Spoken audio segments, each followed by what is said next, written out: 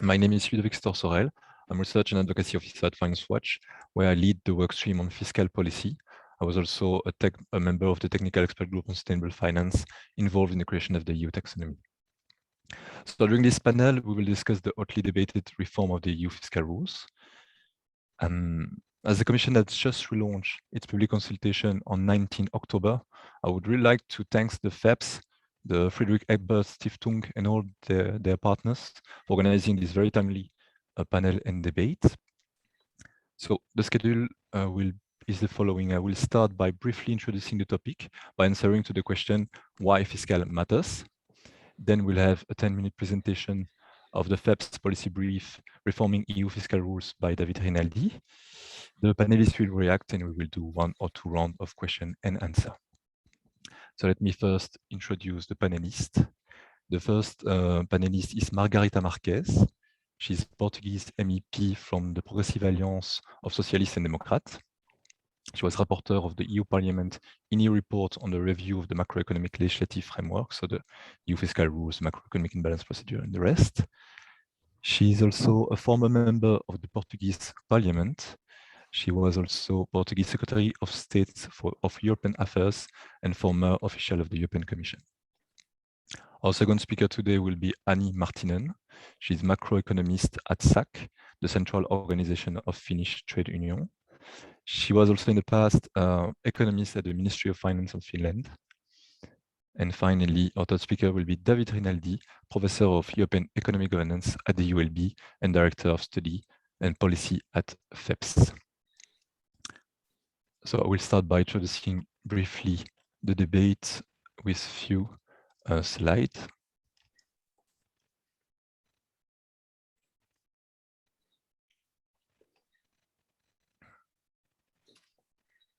So I just want to bring your attention to a few economic facts that it was keeping in mind when discussing the review of the European economic governance. The first one is the persistence of important funding gap. So as you can see here, the European Commission has estimated the annual EU funding gap at around 700 billion per year. A large part of this is what we call the green funding gap. The estimation is it's about 450 billion per year until 2030. It's basically the amount of money we have to find to be able to reach the EU environmental objective. As you can see, we have other type of funding gaps, such as a public investment gap. We would have to put at least 100 billion euro more per year to avoid declining public capital stock. Second important point is, like, we all know that public debt stock has indeed increased, but what is sometimes a bit less perceived or understood is that while some country like Japan has no issue to service a stock of debt of 256% of debt to GDP, other country like Ukraine had to default on a stock of debt of 40% of their GDP in the 1990. So what we think at Finance Watch is that in general, the debt to GDP ratio is a poor judge of debt sustainability, and we have to take into account other factors. And what we also have to keep in mind is that debt sustainability has also increased. So even if we have higher debt per stock in Europe, the servicing of this stock of public debt has really cost so little. So as you can see on this graph, the interest payment per year, so the quantity, the cost of interest payment on the stock of debt for each and every member state was in 1995 between 3.5 and 11% of their GDP. And nowadays in 2021, it's between 0 and 3% of their GDP. And it can be partly explained because long-term interest rates have really lowered this last decade. So we went from 7 to 13% percentage on average in 1993 to 0 to 3% nowadays. The last point is the fact that we have the emergence of new fiscal risk. So you all know about climate-related financial risk. So it's basically the impact that climate change could have on financial stability. What is a bit less known, but start to be understood, is the existence of climate-related fiscal risk. So it's the impact that climate change could have on public budget and therefore on debt sustainability. For the first time this year, the Office for Budget Responsibility in the UK has estimated that for the UK, the impact of climate change could be somewhere between an additional plus 20% debt to GDP by 2050 and plus 45% debt to GDP by 2050. And if I try to show that to you, it's just to make us reflect that some risk, if left unmitigated, could have a big impact on debt sustainability in the long run, and therefore they call for precautionary investment. That's all for me. I now leave the floor to David Rinaldi, Director of Study and Policy at FEPS and teacher of European Economic Governance at the ULB. The floor is yours. Thank you, Ludovic, and thanks for this brilliant introduction that sets this fantastic scene. I know that you, as Finance Watch, together with many other partners, including the European trade unions and the European Youth Forum, have done impressive work on these fiscal matters. And thanks for both the political work and and the economics that you've done. And what I will present briefly today is a little bit of background and a couple of policies ideas to stimulate the reaction of Anni and Margarida Marques. Of course, we know that we have a long debate behind us. Economists, politicians have long debated about how to reform economic rules already since since Lehman Brothers, basically. So it's more than a decade of debate, and many things have changed. Somehow many changes have not been fully integrated in the overall package of economic governance rules. Now we have 2 months till the end of the year to respond to a public consultation, to contribute to an open debate, to actually give ideas even to the Commission on how these governance and the architecture of the Eurozone can be changed. Of course, this is a moment in which we should bring in some of the lessons learned from the global financial crisis, the Eurozone crisis, and also from the current global health crisis. This all comes at the moment where both from a political as well as from a policy context, there are some difficulties. For instance, the Commission has not moved so far because we were somehow waiting for the result of the German electoral cycle, and now we are waiting to see what's the balance of power that Germany will have in the new coalition. Next year we have the presidency of France that is happening at the very same time in which there are presidential election in France. And besides these, there are also the blocks that have emerged during the discussion on the recovery plan between the frugals and the South, combined with the other difficulty that some Eastern countries, Poland and Hungary, in premise, are also somehow colliding at times with the EU, with the governance of the RRF. And we don't know exactly what's the role that these countries and European leaders will play in the debate on the fiscal rules.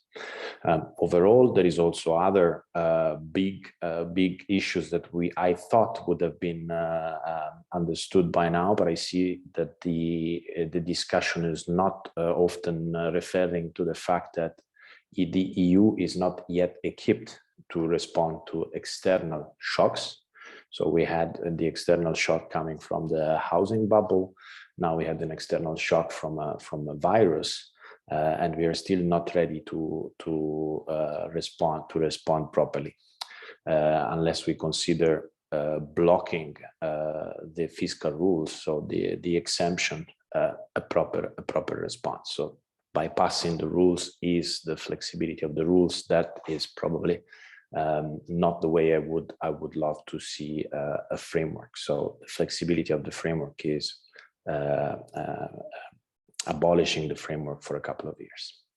The other issue is the divergence with the United States, because what they've done in the other side of the Atlantic is a massive investment of public sector investment of 3 trillion, and they are tabling a new Build Back Better plan for up to 7 trillion. So we are even facing the risk of diverging even more with respect to the United States. What we are trying to do in this in a policy brief that FEPS is finalizing in this very hours is also coming up with all the list somehow of weaknesses that are more or less recognized by different economists. So there's somehow very little degree to stress that the current rules can actually fit for the purpose in which they were constructed to. So there is maybe little appetite for a big reform. There is maybe difficulty in identifying the proper solution, but there is at least some convergence in understanding that certain things need to be addressed because they cannot, because the current rules cannot respond to all the needs that Europe has. In particular, the rules were created to manage the long-term sustainability of public budget and provide short-term stabilization, but we haven't been able to strike a proper balance between these two. So many even say that in the sustainability and debt sustainability, we haven't really made any progress, while at the same time, even short-term stabilization has not really been there. I mentioned the lack of a response to exogenous shocks, as well as a not fully appropriate management of the fiscal stance at the aggregate level of the Eurozone. Plus, progressives have long argued that the current rules have two big negative bias. A bias because they are pro-cyclical, and another bias towards low level of investment. That, in particular, in this moment when we need to face the twin transitions, is very much needed. Over time, the rules have adapted, and the European semester have increasingly looked at the quality of public spending, but we feel that is still too limited compared to the relevance of the point. So it's not, shouldn't have a big problem to spend, but to spend well. That is the big issue, and a focus on that should be needed. Plus, everybody agrees that the rules are excessively complex, and the enforcement has been at best very, very political. So in the big framework that we have in front of us in this discussion on the reforming the EU rules, we can go from some little changes at the margins that somehow everybody tends to agree that some little changes are needed. Even in the letter of the 8 finance minister from the Frugals, they admit that they are ready to do some little changes, up to a big rethinking of the overall economic coordination that would perhaps be able to encapsulate in the new architecture a new course of action, a new mandate for the European economic coordination that is no longer a stability and growth, but is stability and sustainability, development, maybe even full employment, if we are to push forward the desire of the progressive.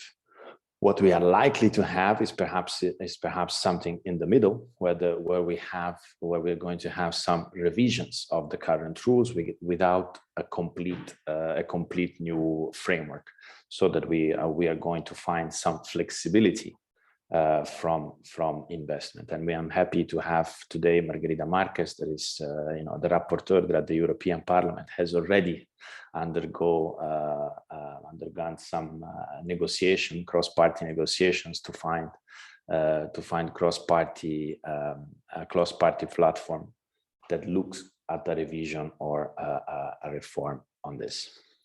What we propose, and I have the two last slide, is also to have a look at the somehow a temporary framework, because even many voices from the Netherlands, they are now saying that nobody really wants to go back to the so-called business as usual. But at the same time, there is no time to find a new deal for the economic governance, for the overall framework. So if we look at the next spring, spring of 2022, that is the moment in which the European Commission has to provide guidance for member states' budget in 2023.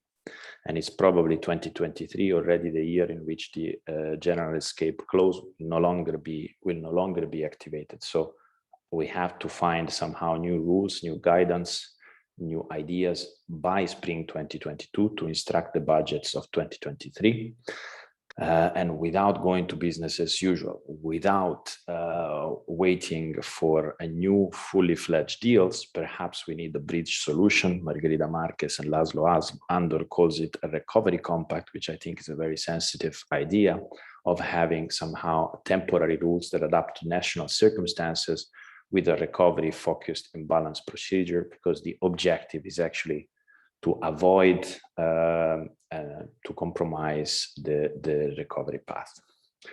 If we instead look at the more long-term transformation, and if we want to be bold, and we look at the normative aspects, which is sometimes what as a think tank we have to do, so beyond the political feasibility that we see now, but we try to push for the ideas that would actually make sense for Europe, in the hope that some politicians and some actually EU leaders, governments, will fight for what is right. We see that a combination of good rules could be the presence of an expenditure rules for everything that is non-investment public expenditure. So for while instead for public investment as such, we could think of a golden rule.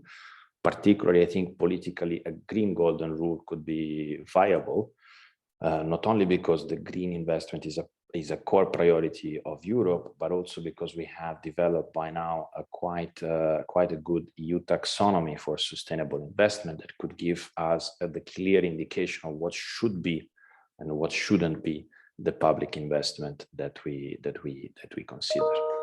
The third rule that needs adapting is the debt rule, and there are two big ways in which this can be addressed.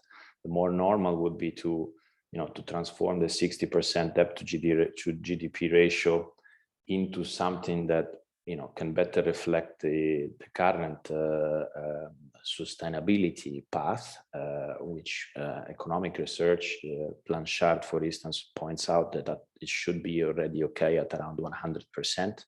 So maybe 90 could even be a good target. But my feeling is that the Commission is more likely to go in the direction of, instead of changing the debt, the 60%, to allow member states for longer years to go back to that type of level. But the effect on deficit and debt should be more or less similar for member states. One make more economic sense, the other one make more political sense. And I'm happy to have feedback from our expert on this. Thanks everybody. Thank you, David, for this very interesting presentation. I will now give the floor to Margarida Marques for 5 minutes, and then Anni Marttinen for reaction. Thank you, Ludovic, and thank you, David, for your presentation. I think that you summarize very well which are our points, our issues, our concerns when we discuss these subjects. And also congratulations to FEPS and the Ebert Foundation to organize this meeting less than 1 week that the Commission opened the public debate. So this is the good moment to start to debate, because we need to do a public debate. It means not only among European institutions, but mobilizing other partners like think tank, academia, national governments and national parliaments, central banks, independent institutions, and so on. So we need to do this debate. And I'd like to say, before to start to comment the presentation, David's presentation, I'd like to say that my experience is that this public debate is very important. Why? I'm in conditions to share this assessment with you, because when I start to prepare the report in the European Parliament, the positions were completely divergent, and we organized a lot of hearings, and during, I don't know, 8 months we could work together and try to, and in the end of the day, to approve the report in the Parliament with good results, and I think with a strong report. But it's why this public dialogue, mobilizing and other partners, is important. I'd like to comment now maybe 4 points in your presentation. First of all, on the political context, this is of course I can't say the main subject, but an important subject nowadays is who will be the next Minister of Finances of the German government. But also, until which will be the compromise among the different parties participating in the coalition in the government. Because I think that this is important to understand exactly what is the position of the future German government, because as we remember, Olaf Scholz, before the campaign, said that to use all the flexibility of the economic governance, of the fiscal rules, is enough. In our point of view, is not enough. Maybe is enough for the transition, but it's not enough for the future. It's why this is so important. And David also raised other instability or challenges in different member states. But I think that on this debate, we need also to look to the frugals and what frugals are doing, because it's not enough to look to the statements that they made during the European Council, for example, or during the ECOFIN ministers meetings, but we need also to look what they are doing. And I think that we can take some lessons to this experience. On the second point, we need to learn lessons from RRF. I already raised this point sometimes, but I think that we need to repeat it.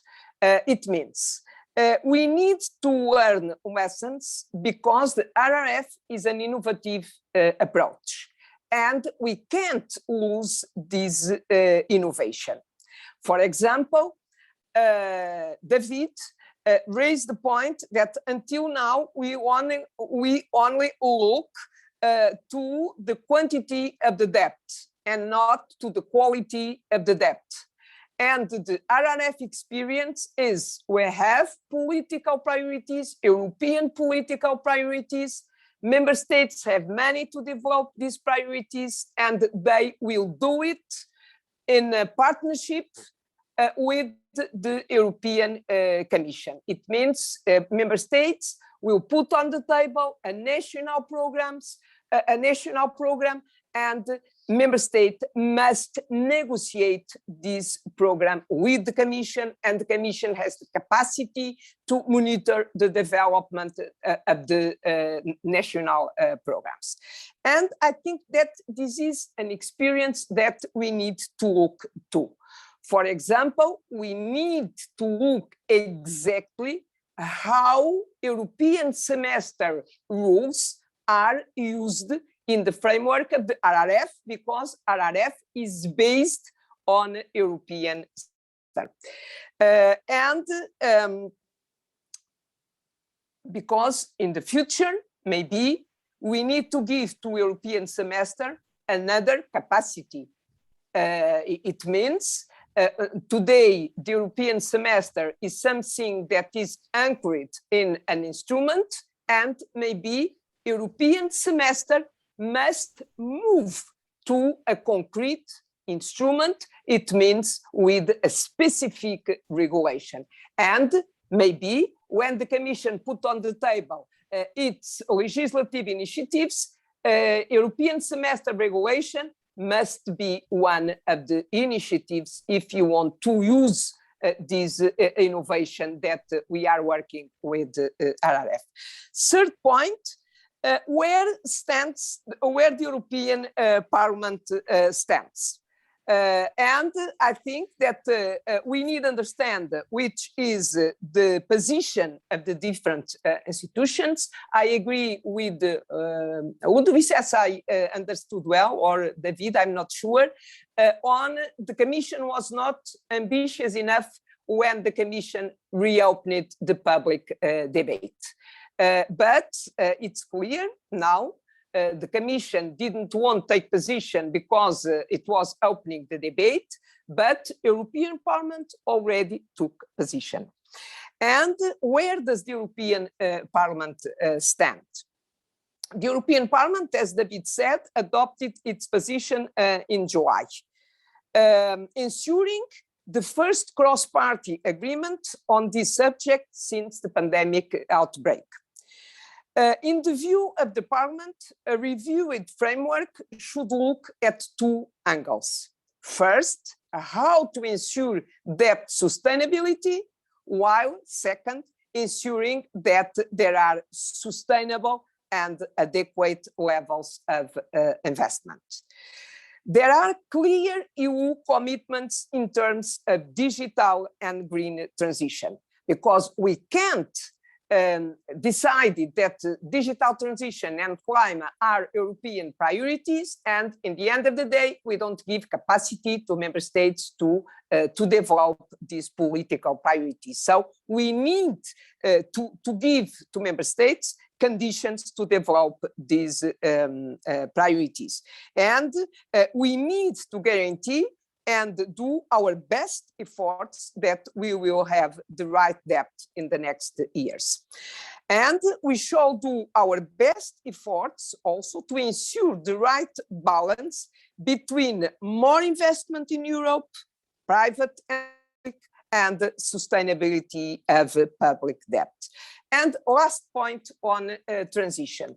Of course, it's impossible to deactivate the general escape clause and from one day to the other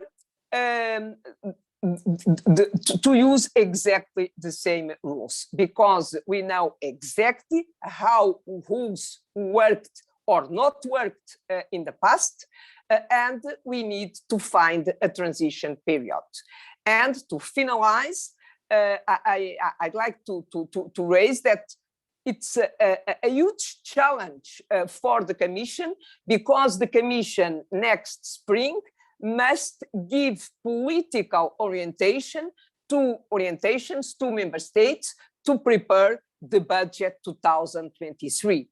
And these orientations must have in mind already the political guidelines that will define the new rulebook.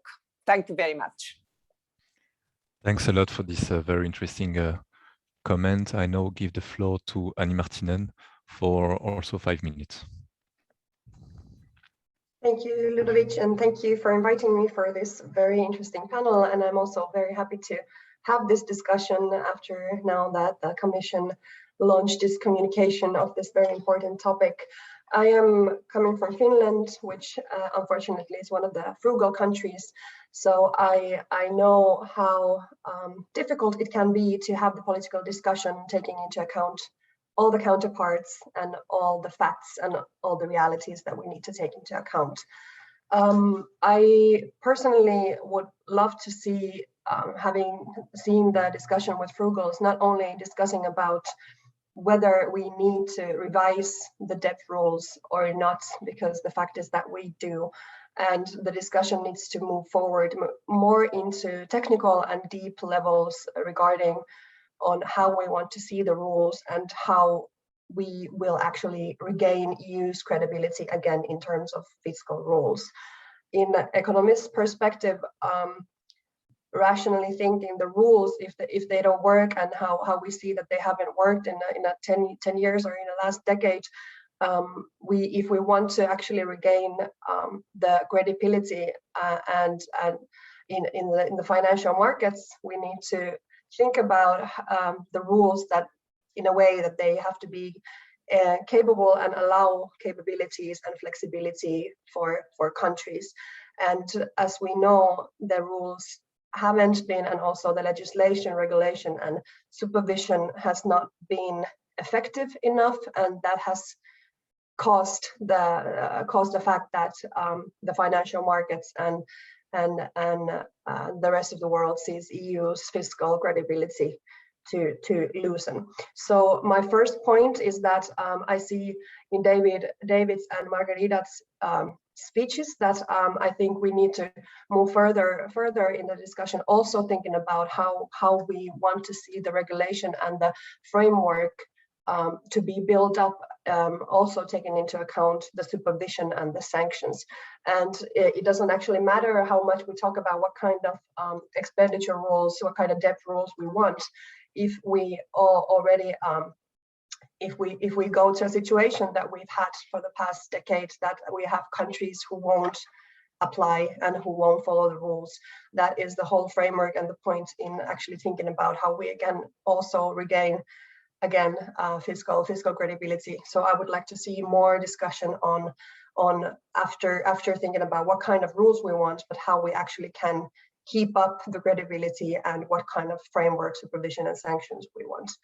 My second point is regarding the talk about the debt rule. I am all about and all in favor of the fact that we need to increase and allow flexibility for countries to increase investments. But I'm actually kind of worried about the discussion of investments versus expenditure, because there is a loophole for countries to increase expenditure and rather maybe manipulating the fact that how we can actually supervise that the investments are investments, not expenditure, how they're green, how they're actually social. So we need labels, and that kind of supervision is very crucial. And I need to point out the fact that having expenditure and investments, having them diverse and actually separated from one another can increase lack of equality, but by the fact that how we can actually compare investments, which one is more efficient and more it's better for us. Is it that we increase the salary of nurses, or is it that we actually investment in technology? This is some kind of, I think, ethical economics that we have to take into account when we actually compare investments and expenditure. My last point is that what I want to point out is we only talk now that with the fiscal rules, and we're actually coming to think the rules again. We should also consider the financial asset side. So we're only talking about the debt side, the expenditure, and seeing the debt to GDP ratio. But we see that after the QE and the purchasing programs, what the ECB has done with the monetary policy, we see that the market discipline has changed, like Ludovic showed in their presentation, that we have the different market discipline, that we have Japan with over 200% debt to GDP ratio. So we see that the markets are actually analyzing debt differently. They actually are taking into account the QE, the financial markets, the new discipline, but we might see that the investors also think about the financial assets. So basically, to actually think about what kind of income the country or member state will have in the future. That is also something that they might think about. So perhaps a financial assets ratio to debt could be one kind of indicator that we could actually consider in these new rules. Those are my points. Thank you so much. Thanks a lot, Anni, for this very interesting comment. If I can react quickly, but also to start a second round of discussion. You mentioned some concern about the fact that if we create some sort of flexibility for some type of investment, for example, the Green Golden Rule, you could create some loopholes. You can have issue between investment and spending, or to define when it's green or not. And obviously, it's one of the biggest concern with this. And I had discussion and talk with a rep of different countries, among which Netherlands, and they share similar problem and doubt about the Green Golden Rule.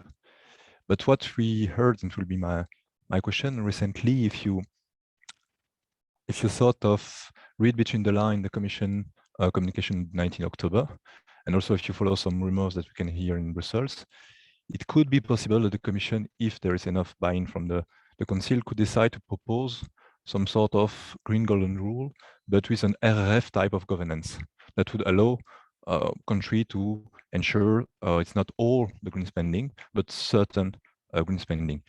How it could work, could work, is that member state would have the possibility to propose some sort of 5 years national reform and investment program at the start of new legislature. Then the Commission would then assess the national program based on the set of predefined assessment criteria, like in the framework of the Recovery Resilience Facility.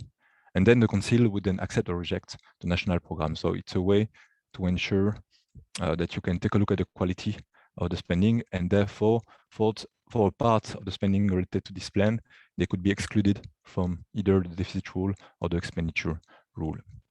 It's perceived by many persons as a pretty viable political compromise between countries that have some concern about debt sustainability and the high level of stock of debt, even though we know that if you really care about debt sustainability, it's not only about the stock of debt, but also, as you mentioned, Anni, all the other elements that are part of the debt sustainability analysis.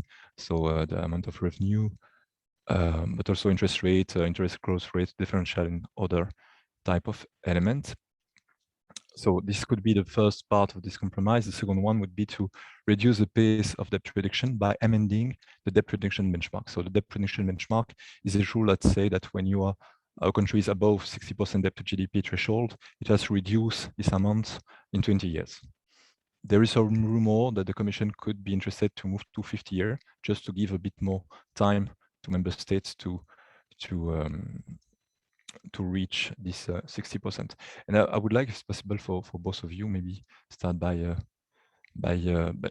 David, maybe first, and then Margarida, to react to this idea, which is not an official position, but we heard some rumor about. Thank you. I think that could be quite a good starting point, and I'm quite happy if the Commission starts to move in this direction. My fear is that the Council will not like this type of balanced proposal that you've just described. From my viewpoint, I would even see it, if you want, in a more simple way.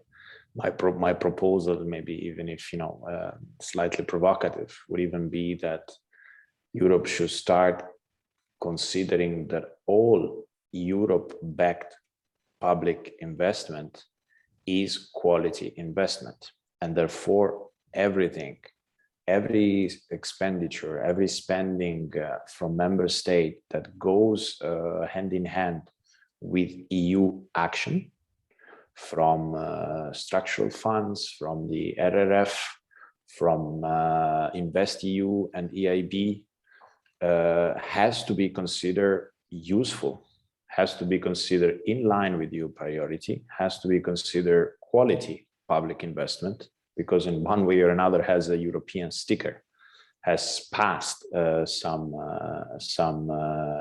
checks, and will be reported diligently and is spent in line with European priorities.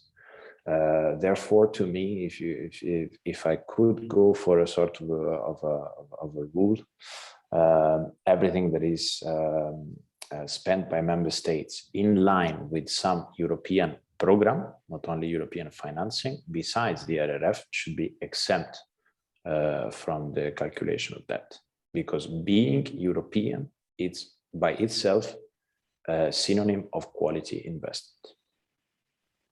Thank you, David. Margarita, in your intervention, you also mentioned the RRF, the Recovery Resilience Facility, as a new element that could have an impact on the review of the European economic governance. What's therefore your view on this proposal? Okay, on that theoretical Commission proposal, I think that this idea of a 5 years program, investment program, linked with European priorities, political priorities, it's maybe a good way. It's a good way to explore how we can work on this possibility. But the point is, my first question is, in which economic governance framework?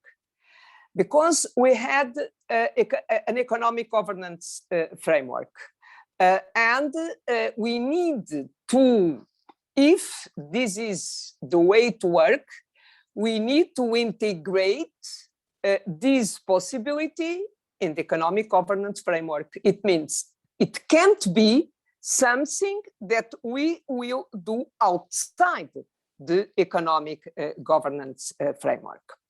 It's why I think that it's important, as I said before, this must be developed in the framework of the European semester. It's why we need a regulation, a specific regulation for the European semester. And we have room of maneuver to have a stronger European semester, more transparent, more political defined, more ownership from the member state side. So this is possible to develop this program, this 5 years program. It's why first, I think that we need a regulation for European semester. And we have the opportunity to do it because we can look, as I said before, how European semester is working for the development of the RRF. A second point on the golden rule. When I discuss with different colleagues and different institutions, I can understand that more and more everybody agrees that we need to promote investment. But when I heard this word golden rule, I feel some reactions against the expression golden rule. It's more or less the same that I heard when, for example, we use the word federalism, or we used the word constitutional treaty, the word constitutional. So it means that I feel that this expression, golden rule, create opposition, but I feel that there are more and more a consensus that more investment is needed. So this is the point. Last point on debt. We have the protocol 14. And the comment that I can do to this idea to move from 20 years to 50 years, it's a good way, but we need to have more elements to move on that direction. It means it's a good direction, but we need to conciliate sustainable debt and the sustainability of the debt and sustainable investment. We need to put both together, and I feel that this is a good way to work, because because on the end of the day, we know that the situation of the debt is completely different than it was in Maastricht. And we need to promote growth. And if we promote growth, we can have economic growth bigger than interest rates. So it's the good way to work, and it will be easier to promote economic growth with this idea that we can reduce the debt on 50 years and not 20 years. Thank you. Thanks a lot for this. It's true that the EU semester for the moment is still an article of the Stability Growth Pact, as has been changed by the six-pack, and it would worth having its own regulation to allow to change easily this text. For the part on the Green Golden Rule, this proposal that could be this potential proposal, it would be based on the existing flexibility clause, I think, which are the investment clause and the structural reform clause that are inside the Stability Growth Pact that could be amended to allow for this type of nationally defined plan, and to add this conditionality that it has to be decided and accepted by the Council in the end. So it's a possibility also to reassure some country that it won't be used to finance reckless spending. Anni Marttinen, would you like the floor for 5 minutes?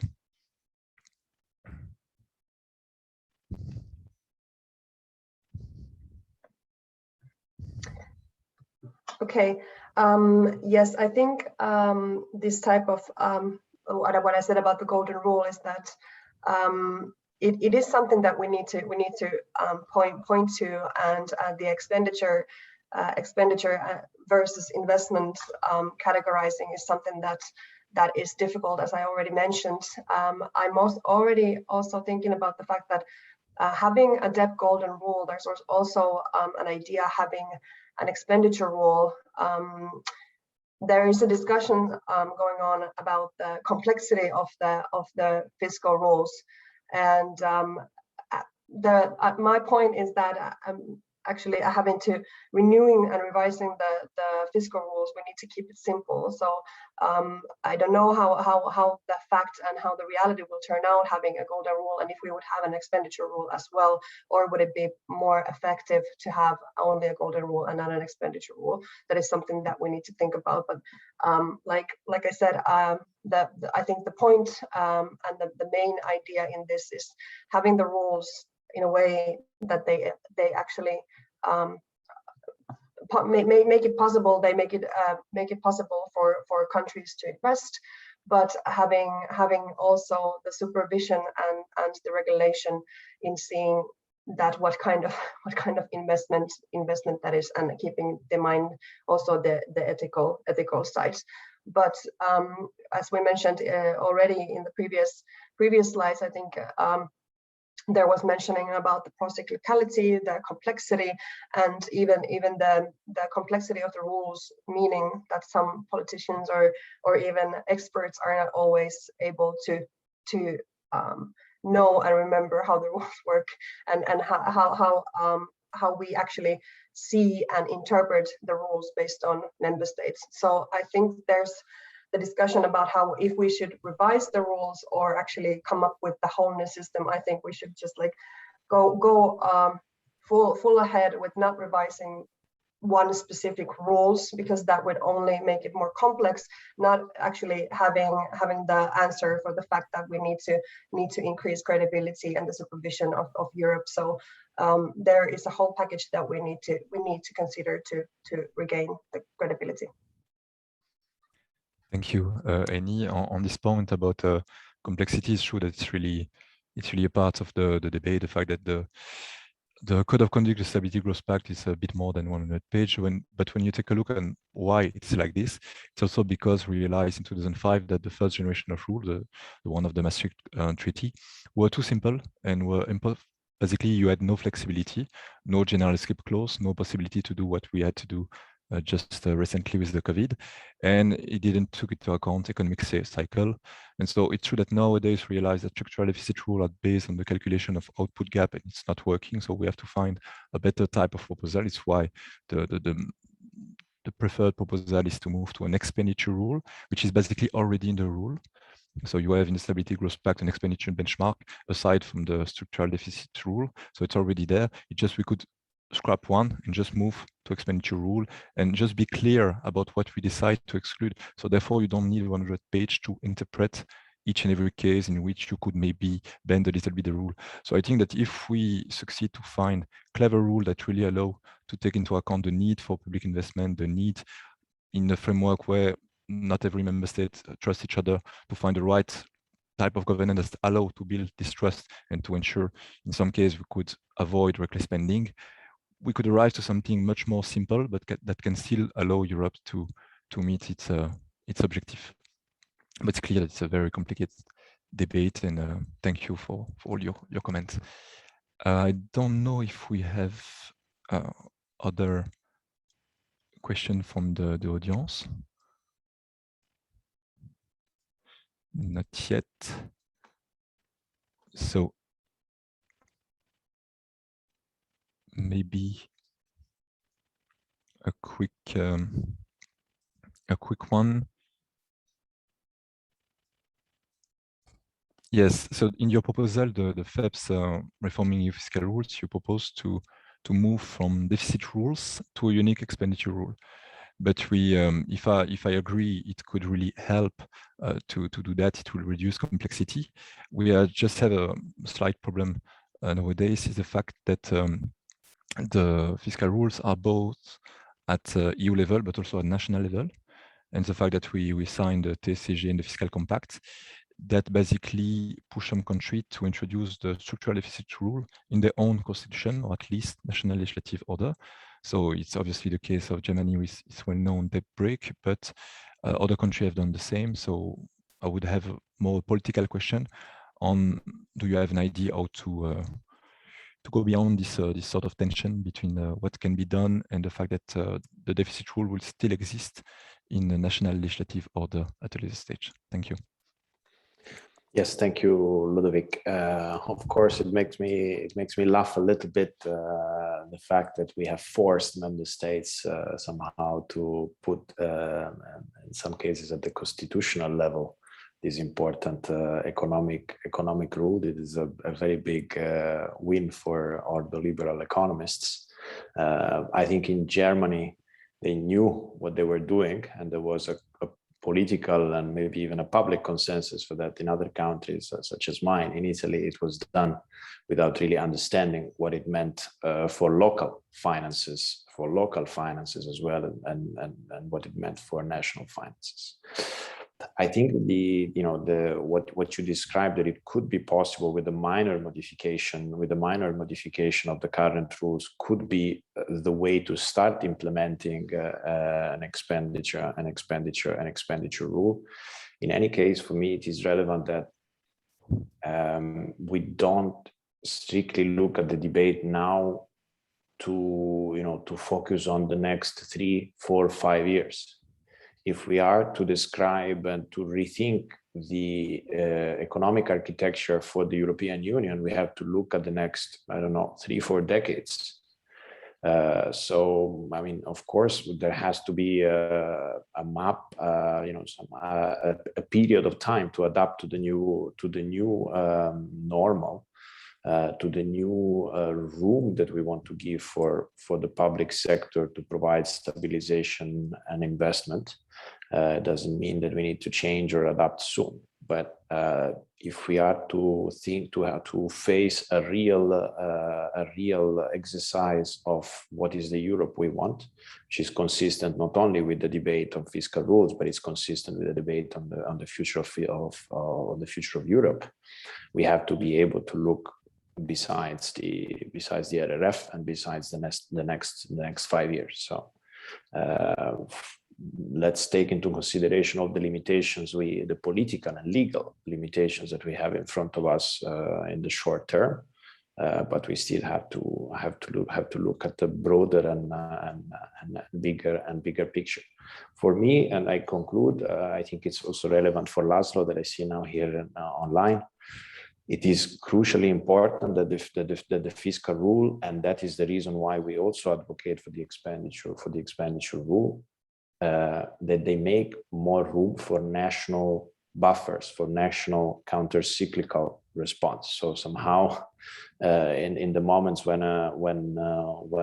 the recession hits, an expenditure rule can allow for some buffer spending, which in this case, in other cases, is a little bit more difficult. So automatic stabilizers from member states level would be somehow easier to implement without big additional programs. But at the same time, this remains one of the big weaknesses of the current European system, that everything that has been done should a next generation EU is temporary, and the stabilization function is still not inside the European economic governance.